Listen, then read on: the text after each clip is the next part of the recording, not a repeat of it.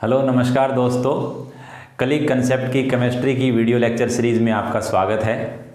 और जो पढ़ा रहे हैं वो एकदम एनसीईआरटी से उठाते हैं, साथ में जितनी भी रेलिवेंट बुक है उनसे उठाते हैं।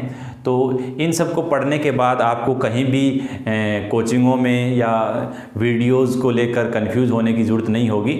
यहाँ पर सारा कंटेंट हम जीरो से शुरू करके एकदम एडवांस लेवल तक लेके जा रहे हैं। तो जनरल कंपटीशन का कोई भी एग्ज़ाम हो तो आप इसकी मदद ले सकते हो यहाँ पर।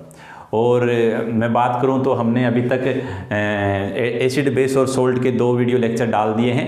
ये तीसरा वीडियो लेक्चर है जिसके अंदर हम एकदम बात करेंगे उन कंपाउंड्स की जिनको लेकर एग्ज़ाम में बार बार क्वेश्चन आते रहते हैं। किसी भी एग्ज़ाम का प्रीवियस ईयर का क्वेश्चन उठा के देख लो, आपको इन कंपाउंड से रिलेटेड क्वेश्चन शॉर्टली मिल जाएगा।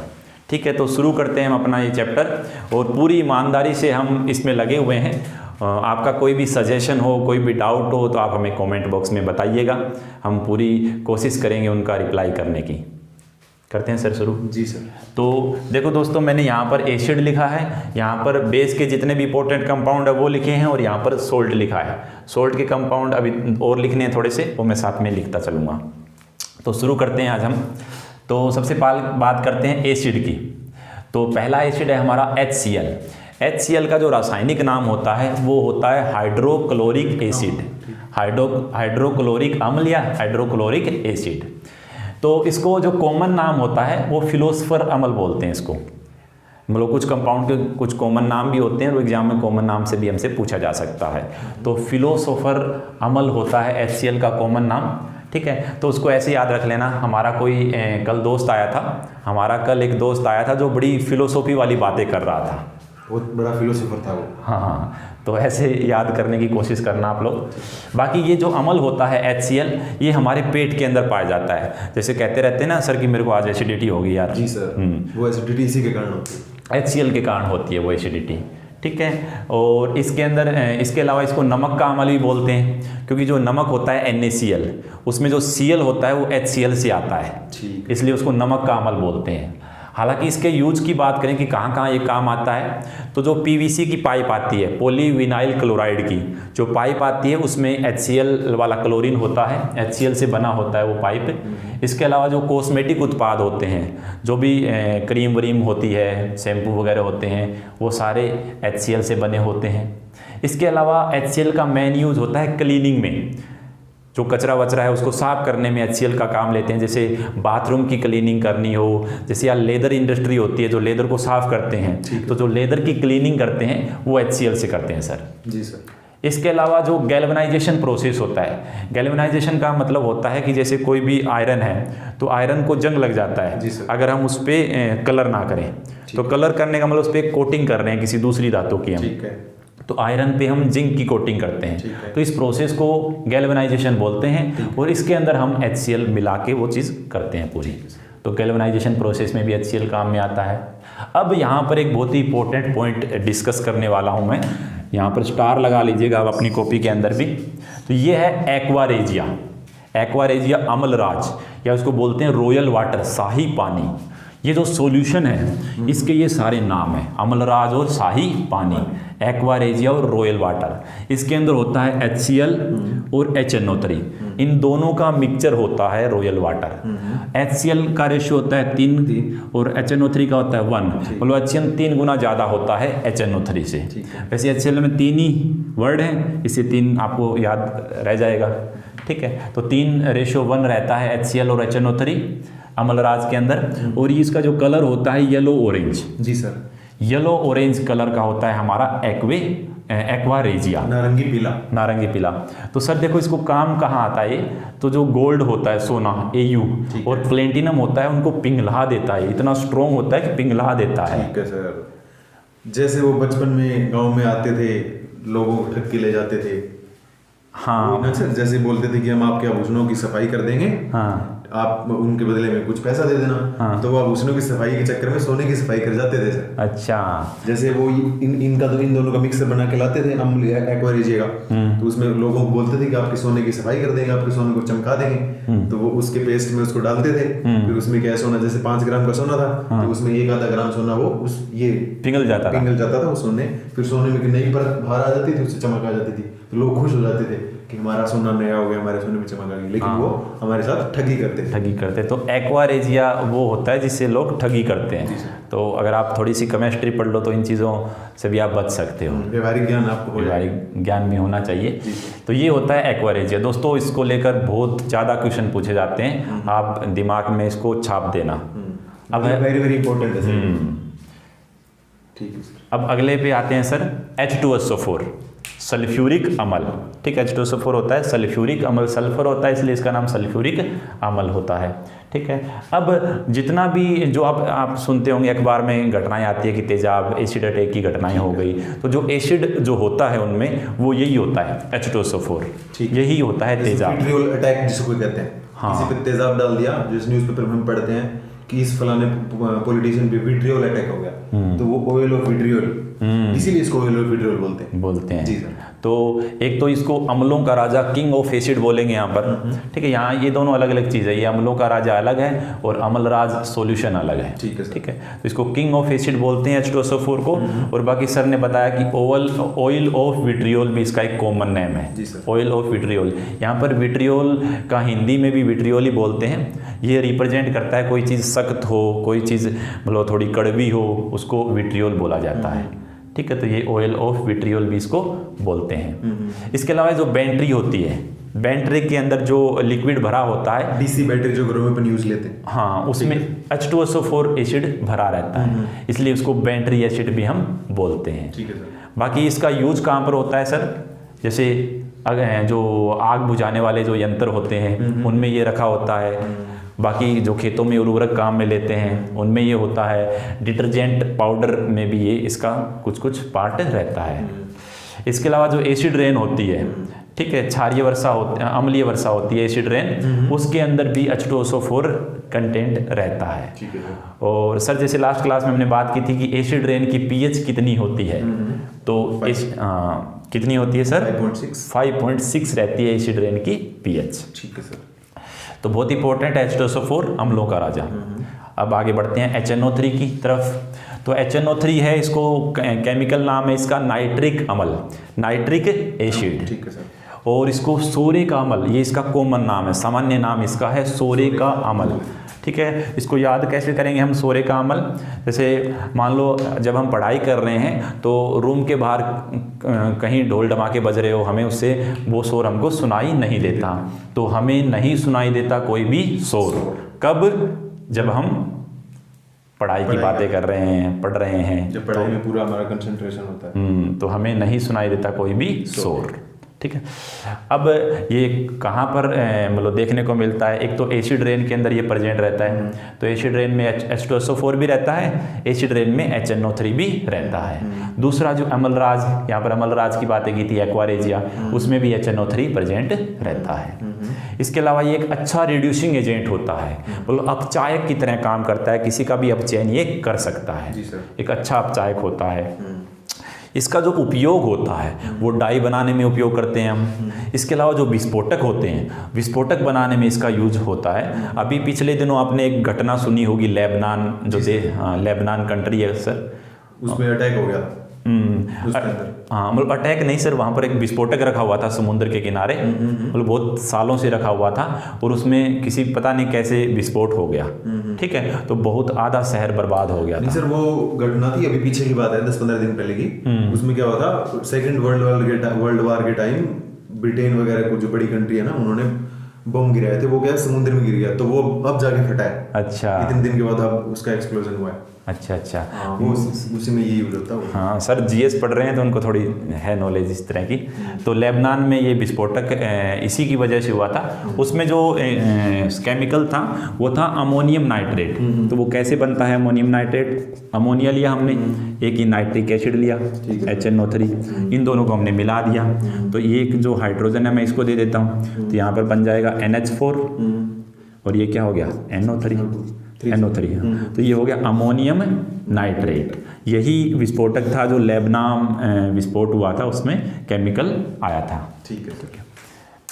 इसके अलावा इसका यूज होता है फर्टिलाइज़र में, उर्वरक में भी इसका उपयोग होता है। तो सर जहाँ पर भी नाइट्रोजन दिखे आप उर्वरक तो रख ही देना, उसका उर्वरक तो बन ही सकता है, ठीक है, जहाँ भी नाइट्रोजन हो। ठीक है सर। आगे बढ़ते हैं हम। ये कुछ कॉमन चीज़ें हैं सर, जैसे एसिडिटी को कंट्रोल करते हैं तो हम क्या लेते हैं? इनो लेते हैं। और एसिडिटी का मतलब हमारे पेट के अंदर क्या हो गया? एसिड। तो एसिड को कौन खत्म करेगा? बेस। तो इनो के अंदर होता है आपका बेस। तो यहाँ पर HCl मान लो एसिड है हमारे पेट के अंदर, हमने एक बेस ले लिया MgOH ऑल्टवाइस, तो ये दोनों हाइड्रोक्साइड, हाँ मैग्नीशियम हाइड्रोक्साइड, ये इसको न्यूट्रलाइज कर देगा। हम पढ़ेंगे MgOH ऑल्टवाइस के बारे में, इसको मिल्क ऑफ मैग्नीशिया भी बोलते हैं। ठीक है सर। ठीक है, अभी पढ़ेंगे इसको। एंटाइसिड मतलब प्रति अमल, अमल का उल्टा। ठीक है, होता है। इसके अलावा जो ब्लड बैंक में खून होता है, तो खून की एक प्रॉपर्टी होती है क्लोटिंग की प्रॉपर्टी, जमने की प्रॉपर्टी। खून जम जाता है, ठीक है, तभी तो हमारा जो ब्लड फ्लो होता है तो वो थोड़ी देर बाद अपने आप जमने लग जाता है एयर के कांटेक्ट में। पे कट लग गया तो थोड़ी मतलब 5-10 मिनट खून निकलेगा, उसके बाद नहीं निकलता, क्योंकि इसमें क्लोटिंग एजेंट होते हैं जो उसको वो जहाँ पे चोट लगी वहाँ पे जमाना स्टार्ट कर लेते हैं। तो जो लेकिन ब्लड बैंक में हम देखते हैं कि थैलियों में खून भरा रहता है, वो नहीं जमता है। तो वो इसलिए नहीं जमता है कि उनके अंदर एक केमिकल मिलाया जाता है। ठीक है सर। तो आपसे अगर पूछ ले कौन सा केमिकल होता है, तो वो होता है सोडियम ऑक्जिलेट। ठीक है, सोडियम ऑक्जिलेट। ये ऑक्जिलेट अम्ल से बना होता है, सोडियम मिलाकर सोडियम ऑक्जिलेट। ठीक है, अब जो कोल्ड ड्रिंक हो, सॉफ्ट ड्रिंक हो या सोडा वाटर हो, उनमें कौन सा एसिड रहता है? कार्बोनिक एसिड के लिए पढ़ा था हमने लास्ट क्लास में, हमने इसके बारे में डिस्कस की थी, आपको ट्रिक वगैरह से पढ़ाया था हमने। तो दोस्तों अगर आपने इसके पहले के वीडियो नहीं देखे हैं, कार में सोडा पीते हैं वो, हाँ, तो पिछले वीडियो ज़रूर देखें, तभी आपको ये ज़्यादा बेहतर अच्छे से समझ में आएगा। इससे पहले हमारे 2-3 पार्ट इसके आ चुके हैं, तो आप उनको ढंग से पढ़ें फिर इस पे आए। बाकी डायरेक्ट भी आते हैं तो समझ तो आ जाएगा। ये अलग से पोर्शन ही एक अलग है पूरे चैप्टर का ये। आगे है सर कि जो केक होता है, केक बना होता है बेकिंग सोडा से। केक में होता है बेकिंग सोडा, लेकिन कभी कभी केक में थोड़ी तीखापन आ जाता है, बिटरनेस आ जाती है। तो उसको रिमूव करने के लिए, उसको हटाने के लिए हम उसके अंदर एक चीज़ मिलाते हैं, वो होता है टार्टरिक एसिड। टार्टरिक मतलब टार लार। तो केक को देखकर हमें क्या आ जाती है? मुंह में लार आ जाती है, तो उससे आपको ये याद रह जाएगा टार्टरिक एसिड। ठीक है। अब बात करते हैं बेस की।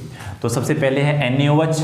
NaOH को बोलते हैं सोडियम हाइड्रोक्साइड। सोडियम हाइड्रोक्साइड, इसका कॉमन नेम होता है कास्टिक सोडा। ठीक है, कास्टिक सोडा इसका कॉमन नेम होता है। तो यहाँ से सोडियम, यहाँ से सोडा, ऐसे आपको याद रह जाएगा, सोडियम सोडा, सोडियम सोडा। ठीक है। अब पर्पल क्षार होता है ये कास्टिक सोडा, इसकी pH भी मैक्सिमम रहती है, 14 रहती है। और ये जो कठोर साबुन होती है, हार्ड सोप, मतलब जो कठोर जल में भी काम कर जाती है, उसको बनाने में काम में आता है। ठीक है। अब बात करते हैं अगला KOH। ठीक है जी। KOH होता है पोटेशियम हाइड्रोक्साइड, मतलब केमिकल नाम है के पोटेशियम OH हाइड्रोक्साइड। जहाँ पर भी OH हो रख देना हाइड्रोक्साइड। ठीक है। अब इसका कॉमन नेम बात करूँ मैं, होता है वो कास्टिक पोटास। ठीक है जी। इधर भी कास्टिक आया था, इधर भी कास्टिक आया था। अब यहाँ पर आया था सोडा, सोडा आया था S से रिलेटेड था, पोटास मतलब K से। ठीक है, पोटेशियम के, पोटेशियम के को पोटेशियम बोलते हैं, पोटेशियम बोलते हैं के को, तो लिख देना पोटास। ठीक है। इससे रिलेट करके आप याद करोगे तो रटना नहीं पड़ेगा आपको। ठीक है जी। कास्टिक पोटास, ये भी साबुन बनाने में काम में आता है, लेकिन इससे हम सॉफ्ट साबुन बनाते हैं। ठीक है, सॉफ्ट साबुन थोड़ी सॉफ्ट होती है, उससे हाथ खराब नहीं होते। ये छोटे बच्चों के लिए जो साबुन आती है ना, हाँ, उनमें यूज करते हैं सर ये। अच्छा, क्योंकि उनमें उनको हार्मफुल ज़्यादा होती है ये, जिसमें ग्लिसरीन कम होता है। अच्छा, तो सॉफ्ट साबुन में हम ग्लिसरीन मिलाते हैं। और ग्लिसरीन आपने सुना होगा सर कि जैसे जो टीवी सीरियल वगैरह जो बनाते हैं, तो उसमें जो रोने वाले सीन होते हैं, तो वो ग्लिसरीन आंखों में डालकर रोते हैं। ठीक है, उससे आंसू आ जाते हैं। आंसू आ जाते हैं, तो ये ग्लिसरीन वो वाला ग्लिसरीन है। ठीक है सर। ठीक है, सॉफ्ट होता है। इसके अलावा अगला है MgOH ऑल्टवाइस। तो Mg मतलब मैग्नीशियम और OH मतलब हाइड्रोक्साइड, मैग्नीशियम हाइड्रोक्साइड यहाँ पर हमने यूज किया था। ठीक है, इनो में ये, इसको एक कॉमन नाम है इसका मिल्क ऑफ मैग्नीशिया।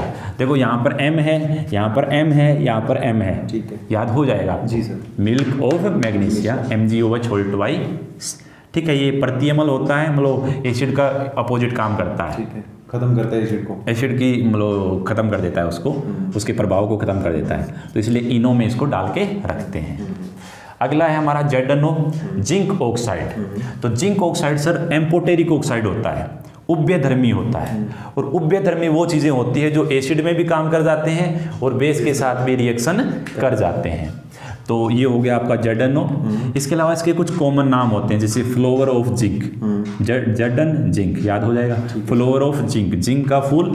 और एक होता है फिलोसोफर का ऊन, फिलोसोफर वुल, फिलोसोफर का ऊन, ये कॉमन नाम होते हैं। इसके अलावा इसका यूज किया जाता है सनस्क्रीन बनाने में, ठीक है, जो क्रीम पाउडर जो धूप से बचाने का अपने काम करती है, उसको बनाने में ये काम में आता है।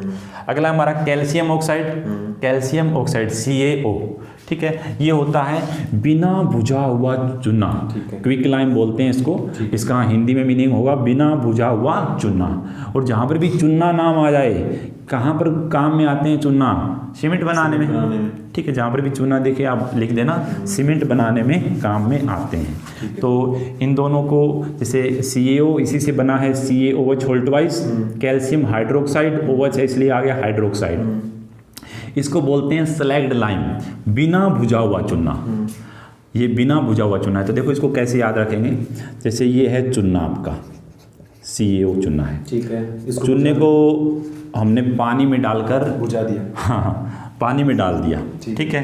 तो चूने को हमने पानी में डाल दिया, तो पानी में डालने के बाद देखो ये क्या बन गया, एक तो Ca, अब 2 हाइड्रोजन है और 1 ऑक्सीजन इधर और 1 ऑक्सीजन इधर, तो 2 ऑक्सीजन हो गए। तो इसको ऐसे लिख दिया, calcium hydroxide, calcium hydroxide, CaOH whole twice, slaked lime, बिना मतलब बुझा हुआ चूना। ये चूना था, पानी में डालकर हमने क्या कर दिया, इसको बुझा दिया। तो ये हो गया आपका बुझा हुआ चूना। अब यहाँ पर एक चीज़ और बता देता हूँ सर मैं, अगर इस बुझे हुए चूने में मैं मिला दूँ क्लोरीन, क्या मिला दूँ मैं? क्लोरीन, तो ये बन जाएगा CaOCl2। कैसे? विरंजक चूर्ण। जैसे Ca है, अब 1 ऑक्सीजन मैं इसके साथ रख ले रहा हूँ, एक यहाँ Cl2 इसका यहाँ चेप दिया, बाकी यहाँ पर वाटर बच गया, तो 2 H2 बच गए, 1 ऑक्सीजन इधर आ गया था तो 1 ऑक्सीजन इधर चला गया। तो ये हमारा बन गया है विरंजक चूर्ण ब्लीचिंग पाउडर, विरंजक चूर्ण ब्लीचिंग पाउडर, ठीक है। कैल्शियम हाइपोक्लोराइड, कैल्शियम हाइपोक्लोराइड, और इसका यूज होता है पानी के शुद्धिकरण में, ठीक है। ब्लीचिंग लाल दवा जिसको कहते हैं, हाँ है ना सर, लाल दवा इसी को बोलते हैं, विरंजक चूर्ण। पानी के शुद्धिकरण में लाल दवा कंफर्म नहीं है सर, इसी को बोलते हैं क्या, कंफर्म करके आपको बताएंगे, ठीक है। पानी के शुद्धिकरण में ये ब्लीच वगैरह में काम में आता है, ठीक है। ब्लीच जैसे कपड़ों की ब्लीच करते हैं, बालों में ब्लीच करवाते हैं, तो वहाँ पर ये ब्लीचिंग पाउडर काम में आता है, ठीक है। अब तो ये थे आपके बेस। अब बात करते हैं सोल्ट की। तो एसिड और बेस को जब भी रिएक्शन करवाएंगे हम, तो बनेगा सोल्ट और वाटर, ठीक है। अब है पहला हमारा बेकिंग सोडा, खाने वाला जो सोडा होता है उसी को हम बोलते हैं बेकिंग सोडा। इसका फॉर्मूला होता है NaHCO3 सोडियम बाइकार्बोनेट। तो एक होता है धोने का सोडा, ये Na2CO3 प्लस 10H2O। तो इन दोनों को याद कैसे रखेंगे वो बता देता हूँ मैं। ये हो गया था हमारा, इन दोनों को याद कैसे रखेंगे। एक तो मतलब जब भी एग्जाम में आता है तो एक तो खाने वाला सोडा और एक धोने वाला सोडा। तो बच्चे बड़े कंफ्यूज हो जाते हैं कि कौन से का फॉर्मूला क्या होगा, खाने का सोडा और एक है धोने का सोडा। तो देखो सर, दोनों में 2 चीज़ तो कॉमन है, एक तो सोडियम है, ठीक है सर, इधर भी सोडियम आएगा, और एक कार्बोनेट है। सोडा जहाँ पे आ जाए तो सोडियम आएगा, एक इसमें और एक हम लोगों ने पढ़ा था सोडियम हाइड्रोक्साइड, कास्टिक सोडा जिसको बोलते हैं, ठीक है। तो ये सोडियम और कार्बोनेट तो यहाँ पर आएगा ही आएगा। अब देखिए इसको याद कैसे रखते हैं। जैसे खाने वाला सोडा है और धोने वाला सोडा है, ठीक है। तो धोने के लिए हमें किस चीज़ की जरूरत पड़ेगी? पानी की, ज़्यादा पानी चाहिएगा, ज़्यादा पानी चाहिएगा, ठीक है। तो जो धोने वाला सोडा है उसके अंदर वाटर रहता है, ठीक है सर। इसका फॉर्मूला हो जाएगा Na2CO3 और वाटर रख दो 10H2। मतलब 10 बाल्टी पानी चाहिए हमको इस कपड़े धोने के लिए, तो इसका फॉर्मूला 10 मोल ऑफ H2O कर देना है। अब बात करते हैं खाने वाला सोडा। तो खाने वाला सोडा तो जो खाना बनाता है तो घर में ज़्यादातर हमारे घर में जो बाई आती है खाना बनाने के लिए, बाइकार्बोनेट, तो ये हो गया बाइकार्बोनेट। ठीक है, सोडियम बाइकार्बोनेट। तो खाने का सोडा हो गया सोडियम बाइकार्बोनेट, NaHCO3। देखो CO3 होता है कार्बोनेट और HCO3 होता है बाइकार्बोनेट। ठीक है, ऐसे याद रख सकते हैं। ठीक है। तो ये हो गया हमारा सोडियम बाइकार्बोनेट। तो ये काम कहाँ पर आता है आपका बेकिंग सोडा, खाने वाला सोडा? एक तो जो अगर हम आटे के अंदर ये मिला देते हैं तो रोटियां फूलने लग जाती है, तो एक तो जो खाद्य पदार्थों को फुलाने में काम में आता है। दूसरा ये भी एंटाइसिड की तरह काम करता है, जैसे हमारा मिल्क ऑफ मैग्नीशिया कर रहा था इनो में, तो ये भी इनो के अंदर काम में ले सकते हैं। दूसरा जो फर्मेंटेशन का हम लोग जैसे जो शराब बनाते हैं, किण्वन जी सर, तो एक फर्मेंटेशन प्रोसेस होता है, चीज़ों को छड़ाते हैं कुछ दिन तक रखकर, उस प्रोसेस में ये चीज़ काम में आती है। शराब बनाने में फर्मेंटेशन का यूज लेते हैं। बिल्कुल सर। बाकी अग्निशामक जो भी आग वगैरह बुझाने में ये चीज़ काम में ली जाती है। ठीक है सर। तो अभी कुछ सोल्ट और बचे हैं, उनको मैं लिखता हूँ। चलिए, कुछ और कंपाउंड बच गए थे हमारे, वो स्टार्ट करते हैं। तो अगला है जिप्सम। जिप्सम का फॉर्मूला होता है CaSO4.2H2O। तो जो जिप्सम होता है उसका यूज करते हैं हम सीमेंट बनाने में, और जिप्सम से ही बनता है plaster of Paris. Plaster of Paris जो हड्डी वड्डी टूट जाती है तो प्लास्टर करते हैं, तो वो जिप्सम से ही बना होता है। इसके अलावा जो भी मूर्तियाँ होती है, स्टेच्यू होते हैं, उनको पेंट करने में भी जिप्सम का प्रयोग करते हैं। अब हम जिप्सम का फॉर्मूला याद करना की थोड़ी सीखेंगे, कोशिश करेंगे। जिप्सम का अगर मैं नाम देखूं, जिप्सम, ठीक है, इसको नाम को तोड़ते हैं तो ये हो गया जीप और सम। सबसे छोटी संख्या सम संख्या कौन सी होती है सर? 2 होती है, वो ले लेते हैं हम। ठीक है, तो जीप को देखें हम, मान लो आपकी जीप चोरी हो गई, तो आप क्या करोगे? जीप चोरी होगी तो आप क्या करोगे? केस करोगे, पुलिस में जाओगे, केस करोगे। ठीक है, केस करेंगे। ठीक है, तो यहाँ से आपका रह जाएगा कैल्शियम और से आ गया सल्फेट, कैल्शियम सल्फेट। या 2 लगाना है, और ये 2 यहाँ पर पानी के लिए आया है, 2 वाटर। ठीक है सर। तो यहाँ से आपका फॉर्मूला बन गया CaSO4.2H2O। मतलब कोशिश कर रहे हैं हम कि पढ़ाने के साथ साथ आपको याद करवा दें। जी सर। तो इसलिए ऐसे फंडे काम में लेने पड़ रहे हैं, और आप भी साथ साथ में याद करते चले चीज़ों को, वरना आप अगर बिना ट्रिक याद करने की कोशिश करोगे तो आपको बहुत अच्छी तरीके से याद हो जाएंगे। हाँ, हम लोग ज़्यादा टाइम तक तो वही रहता है बिना ट्रिक वाला ही। जी सर। लेकिन इंस्टेंट के बैठाने के लिए ट्रिक जरूरी होती है, इसलिए हम ले रहे हैं। बाकी लंबे समय तक तो इसके हम उन चीज़ों को लिंक कर रहे हैं, जैसे जीप से इसको जिप्सम को कर दिया, सम से इसके 2 मॉलिक्यूल ऑफ H2O कनेक्ट कर दिया, तो इसी तरह से। तो जिप्सम का हमारा फॉर्मूला देखा आपने कैसे बना, CaSO4.2H2O। अब जो ये फॉर्मूला होता है CaSO4.2H2O, ये जिप्सम, अगर जिप्सम को हम गर्म कर दें, किसी भी चीज़ को गर्म करते हैं तो उसमें वाटर कंटेंट कम हो जाता है। तो यहाँ पर इसको गर्म करेंगे तो इसके जो 2H2O है वो 2 के आधे बच जाएंगे, मतलब खत्म हो गए और आधा मोल पानी बन गया। हाँ, CaSO4.5H2O बच गया, तो नीचे चला गया। मतलब 2 मोल वाटर थे और बचा आधा। ठीक है, इतना बच गया। तो ये आपका बन गया प्लास्टर ऑफ पेरिस। इसको POP बोलते हैं, प्लास्टर ऑफ पेरिस। ठीक है, ये पुताई वगैरह में काम आता है, या हड्डी वगैरह टूट गई तो उसको बांधने में काम आता है प्लास्टर। ठीक है, तो ये आपका जिप्सम था। आगे है KMnO4।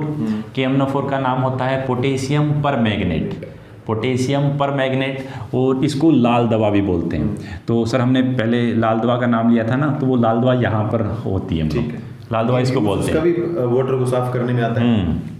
बिल्कुल, यहाँ पर भी वाटर प्यूरिफिकेशन में काम आता है। और शायद आपने परमैंगनेट में डिस्कस किया था, वो लाल दवा का बोला था, तो वहाँ पर वो काम सेम ही है, इसलिए थोड़ा कंफ्यूज हो गए थे आप लोग। लेकिन लाल दवा बोलते इसको है। ठीक है, विरंजक चूर्ण बोला था आपको मैंने। हाँ, विरंजक चूर्ण, CaCl। तो वो भी वाटर प्यूरिफिकेशन में काम आता है, ये भी वाटर प्यूरिफिकेशन में काम आता है, लेकिन लाल दवा इसको बोलते हैं, उसको विरंजक चूर्ण ही बोलेंगे। ठीक है, इसके अलावा जो चोट वोट लग गई हो, एंटीसेप्टिक, वहाँ पर भी ये काम आता है। चोट वगैरह लग गई हो, वहाँ पर लगाने में काम आता है पोटेशियम परमैंगनेट। ठीक है, लाल दवा तो फेमस है, भी कोई भी सभी जानते हैं। हाँ, लाल दवा काम में लेते हैं, घर में लाल दवा यूज होता है। अगला है KNO3, पोटेशियम नाइट्रेट। तो पोटेशियम नाइट्रेट को एक कॉमन नेम होता है साल्ट पीटर। ये जब हम पढ़ेंगे मेटलर्जी उसमें भी यूज़ करेंगे। साल्ट पीटर पोटेशियम नाइट्रेट को बोलते हैं, और इसका हिंदी में कॉमन नेम होता है सोरा। एग्जाम में आ सकता है कि सोरा किसके लिए प्रयोग में लेते हैं, तो KNO3 को बोलते हैं सोरा। तो सोरा को जैसे कोई भी शोर होता है हमको किससे सुनता है, कानों से। ठीक है, ऐसे आप कर सकते हैं, जैसे मेरा अभी क्लिक हुआ है सर, हाँ, कि बच्चे को पीट के वो जो बच्चा है उसको इतना पीटा कि वो भी सो रहा है, उसको कुछ नहीं सुनाई दे रहा कानों से। अच्छा, मतलब बच्चे को पीट दिया हमने, वो सो गया, अब उसको कुछ नहीं सुनाई दे रहा। ठीक है, बढ़िया है सर। ठीक है, अब इसका यूज होता है फर्टिलाइजर में। देखो नाइट्रोजन है तो फर्टिलाइजर आ गया, जहाँ पर भी नाइट्रोजन फर्टिलाइजर रख देना है। ठीक है, आगे बढ़ते हैं। पोटाश एलम होता है फिटकरी। ये बहुत ही फेमस चीज़ है फिटकरी, जो उसको भी पानी साफ करने में काम में लेते हैं। जिसका बड़ा सा सूत्र रहते हैं, वो जो फॉर्मूला था उसको देख के बचपन से करते आ रहे हैं। तो बहुत बड़ा फॉर्मूला होता है और बहुत ज़्यादा पानी रहता है जिसके अंदर। पानी को साफ करती है, तो मान लो बहुत ज़्यादा पानी को साफ करती है, इसलिए बहुत ज़्यादा वाटर है, 24 मोल ऑफ वाटर। ठीक है, एक क्वेश्चन तो मैंने ऐसे ही देखा था कि सर फिटकरी में पूछ लिया कि कितने मोल वाटर होता है, तो 24 मोल ऑफ वाटर इसके अंदर रहता है, डॉट 24 H2O रहता है। अब ये काम आता है वाटर प्यूरिफिकेशन में। इसके अलावा जो भी खून वगैरह बह रहा हो तो उसको स्टॉप करने में काम आता है, तो कोगुलेशन प्रॉपर्टी होती है इसके अंदर, एंटीसेप्टिक वही थक्का बनाने में काम बड़ा था। अब इसका फॉर्मूला इतना बड़ा है, इसको एक डबल सोल्ट या द्विक लवण भी बोलते हैं। द्विक लवण भी बोलते हैं क्योंकि ये कई सारे लवणों से मिलकर बना है। एक ये लवण दोनों को जोड़ दिया, इसलिए इसको डबल सोल्ट या द्विक लवण भी बोलते हैं। अब इसका फॉर्मूला याद करेंगे सर। इसकी ट्रिक बताओ सर, कुछ बड़ा सा फॉर्मूला बचपन से डलते आ रहे हैं सब, तो ट्रिक कोशिश करते हैं सर।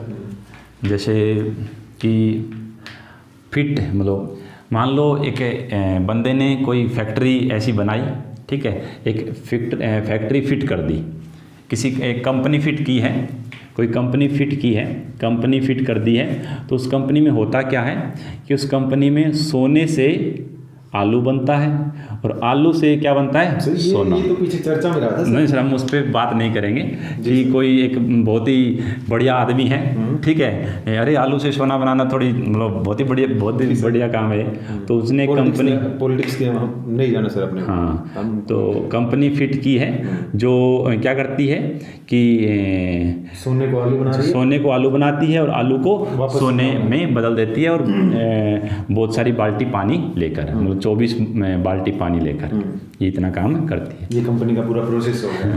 पूरा प्रोसेस है बस। ये कंपनी खोली है, वो सोने को आलू में चेंज कर रही है, फिर आलू को वापस सोने में चेंज कर देती है। किसका यूज करके? पानी का। 24 बाल्टी पानी का। 24 बाल्टी पानी यूज करके। ठीक है, तो कंपनी, सोना, आलू, सोना, पानी याद रह जाएगा। मतलब ऐसे रिलेट करना पड़ता है चीज़ों को याद करने के लिए। आसान हो जाएगा आपके लिए पढ़ना ऐसा। NaCl होता है जो हम कॉमन सोल्ट होता है जो हम यूज़ करते हैं खाने में। सोडियम क्लोराइड pH 7 रहती है, न्यूट्रल होता है। इसी कोई कॉमन सोल्ट बोलते हैं, इसी कोई टेबल सोल्ट बोलते हैं, इसी कोई रॉक सोल्ट बोलते हैं। ठीक है, ये बहुत ही कॉमन चीज़ है। इसके बाद ब्लैक सोल्ट, काला नमक, सेंधा नमक बोलते हैं। तो काले नमक में ये NaCl तो होता ही होता है सर, इसके साथ और भी कुछ आयन होते हैं। अच्छा, तो इसको हिमालयन सोल्ट भी बोलते हैं। ठीक है, NaCl हो गया, Na2SO4 हो गया, FeSO4 हो गया, H2S हो गया। हाँ, तो ये ज़्यादा काम का होता है, बहुत सारे हमारे आयन की पूर्ति करता है ये बॉडी के अंदर। ठीक है सर। ठीक है, इसलिए सेंधा नमक डॉक्टर भी बोलते हैं, सेंधा नमक खाया करो। ठीक है। अब ये कुछ नाम हैं जो बस नाम ही याद रखने हैं आपको। जैसे नीलाथ होता है, नीलाथ होता है CuSO4.5H2O। नीलाथ होते को बोलते हैं CuSO4.5H2O, ये फॉर्मूला है। तो इसको याद करने का सर कुछ बता देता हूँ मैं कि कमरे में सोया हुआ है 5 घंटे से नीला तोता को तोता बनाना पड़ेगा। कमरे में सोया हुआ है 5 घंटे से नीला, ये थोथा को अपन लिख सकते हैं तोता। तो ऐसे आप याद कर लेना। ठीक है सर। ठीक है, अब है नौसादर। ठीक है, नौसादर होता है फॉर्मूला NH4Cl। तो इसको याद करेंगे, नो सागर, मतलब नो कैसे याद करें इसको? नौ सागर। हाँ, नव सागर में नहीं चली नाव। मान लो एक सागर है, उसका नाम है नव, तो नव सागर में नहीं चली नाव। ठीक है, ऐसे याद कर लेना। आप नो से नौका याद रख सकते हो, नौका नहीं चली नौसागर में नौसागर में नौका सागर में चलाएंगे हम। जी सर। ठीक है। अब है सिंदूर। वैसे ये मेटलर्जी में आएगा, लेकिन मैंने चलो यहाँ पर ले लिया, तो दोनों जगह पढ़ोगे तो दिमाग में बैठ ही जाएगा। तो सिंदूर का फॉर्मूला होता है HGS। तो इसको ऐसे याद रख सकते हैं कि husband give sindoor, husband give sindoor to his wife. जी सर। तो सिंदूर। ठीक है। अब लास्ट में कि जो pH और pOH होता है वो टोटल 14 के बराबर होता है। वो स्केल होता है, टोटल 14 नंबर होते हैं, तो दोनों को ऐड करेंगे तो 14 आएगा। तो अगर आपको pH का वैल्यू पता है किसी चीज़ का, तो आप pOH निकाल सकते हो। ठीक है। यहाँ से अगर कोई क्वेश्चन बने छोटा मोटा, आपको pOH दे के pH पूछ ले, pH दे के pH पूछ ले, तो आप यहाँ से निकाल सकते हैं। बाकी pH का एक फॉर्मूला होता है। अगर आपको H+ की कंसंट्रेशन दे रखी है, मान लो 10⁻⁻7 दे दी, तो वो यहाँ पर हम पुट करेंगे, उसका log लेना पड़ेगा, -log ऑफ H+ की कंसंट्रेशन, pH आ जाएगी। और अगर OH- की कंसंट्रेशन दे रखी हो तो इस फॉर्मूले में रखकर हम अपन बचपन से पढ़ते भी आ रहे हैं कि हाइड्रोजन आयन के ऋणात्मक लघु गुणक को, ऋणात्मक लोगरिथम को क्या कहते हैं? pH। तो ये फॉर्मूले हैं, फॉर्मूले जस्ट याद रखना आप लोग। ठीक है। न्यूमेरिकल इससे रिलेटेड जनरल कंपटीशन में नहीं पूछे जाते। तो ठीक है दोस्तों, कंप्लीट है सर ये चैप्टर। कंप्लीट, हाँ ये कंप्लीट हो गया। आप इसको बार बार रिवाइज करें, पढ़ें, 2-3 बार देखोगे तो आपके दिमाग में अच्छे से ये चीज़ बैठ जाएगी। और हम पूरी मेहनत कर रहे हैं कंटेंट को बनाने में। हम NCERT भी यूज़ कर रहे हैं, और भी अदर जो रिलेटेड बुक होती है जनरल कंपटीशन से संबंधित। हमारी तरफ से ये मानो कि सर 120% देने की आप लोगों को कोशिश कर रहे हैं, और बिल्कुल फ्री ऑफ कॉस्ट। आप कोई भी पेड कोर्स खरीदोगे तो उसमें आपको इतना कंटेंट मेरे ख्याल से कोई प्रोवाइड नहीं करवाएगा। और ये जो ज़रूरतमंद जो बच्चे हैं उन तक आप पहुंचाने की कोशिश कीजिए, क्योंकि मोस्टली जो अफोर्ड नहीं कर सकते कोचिंग, हम उन्हीं के लिए हमारी तरफ से ये ईमानदारी से एक प्रयास कर रहे हैं कि उन तक ये चीज़ें पहुंच जाएं। हमारी कोशिश है कि जो मेहनत करे वो ही राजा बने। जी सर। बस राजा के बेटा राजा नहीं बनना चाहिए। तो आपको जो भी सजेशन हो, जो भी आपके सुझाव हो, डाउट हो, कन्फ्यूजन हो, वो हमको कमेंट बॉक्स में बताइए। और जी सर, धन्यवाद। जय हिंद, जय भारत। Thank you.